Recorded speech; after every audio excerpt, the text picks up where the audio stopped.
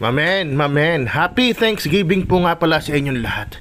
Medyo mahal ang turkey. Actually, mahal talaga. Kaya mag-roast na lang tayo ng check-in, mamen. Ginawa ko na dating ganitong tirada, pero panoorin nyo. Masarap to at pwedeng pang Pasko, mamen. Tara, simulan natin.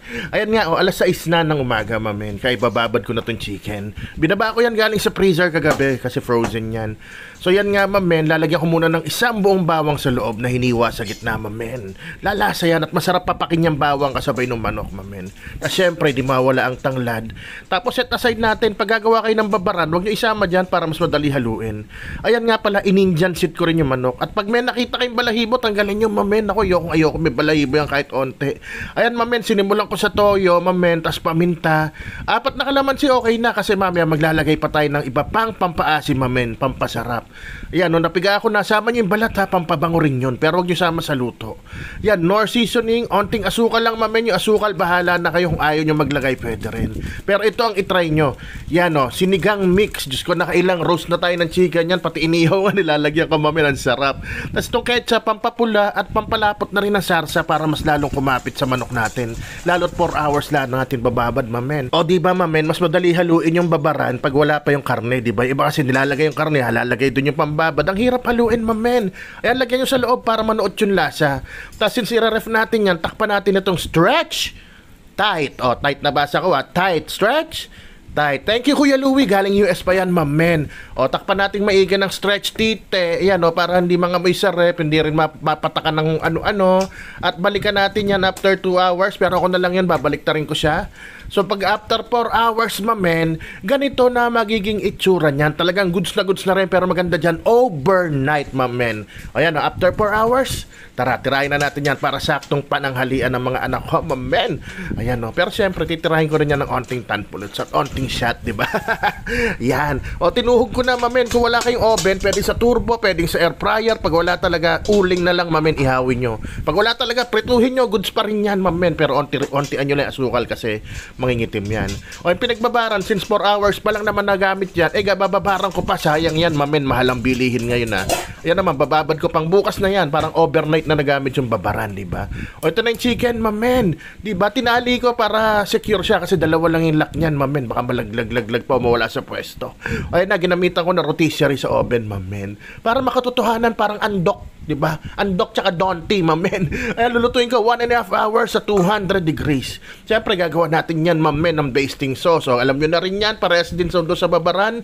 Wala lang sinigang mix, mamen. At kung nakaabot ka sa part ng video na to, mamen, baka pwede mo naman pa-comment kung saan ka nanonood ngayon para naman malaman ko kung saan nakaabot tong ating roast check-in video, mamen. At kung di mo mamarapatin, mamen, baka pwede na rin paki-like and share ng video natin para naman makarating sa iba, diba? Makita nitang pwede pala tong recipe na to pang Pasko. Sinisigurado ko, garantisado masarap to. Kaya kung di ka pa nakapollow dyan, paluin mo na yung follow button dyan, mamen. O nga pala, mabalik tayo. Yung unang pinahid ko, men, mantika yon. Tapos yung mga kasunod, basting sauce, mamen. So 1.5 hours, 200 degrees.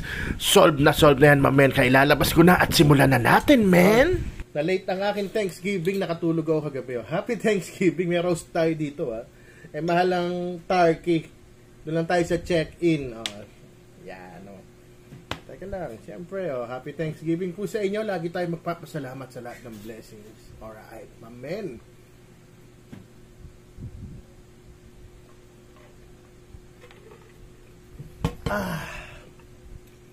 Whew.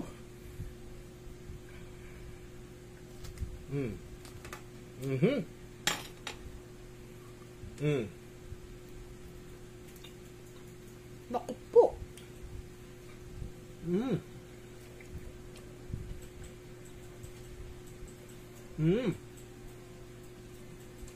Sarap.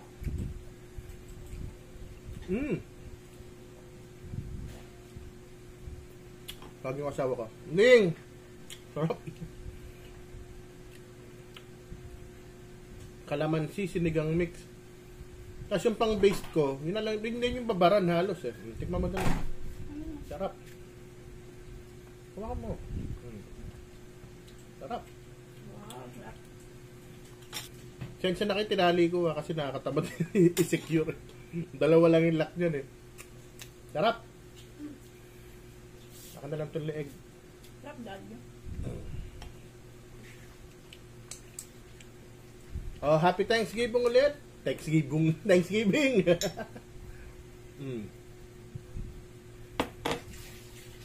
Pag umulan, ako may kasalanan kasi yan, no? Kumakanta na nga ako eh. I'm not crazy. Ito matawag. Ito matawag. Teka lang ha. Kaya malalaman mo ano. Kanina may tumawag na. Puro wrong number. Bahay ng mga pogi, you know. Automation. Metrobank, teka bago-bago ng number namin. Mabalik nga tayo. Sa pa, bago natin tapusin ang video. Again, happy Thanksgiving. Lagi po tayo magpapasalamat. Maliit man o malaking blessing. Kahit nga walang blessing, actually, pagising natin sa umaga, pagdilat ng mata natin ganyan, no? Blessing na yun kasi andito pa rin tayo. Maraming salamat po ulit sa lahat ng suporta. Happy Thanksgiving sa inyo, mga mamen.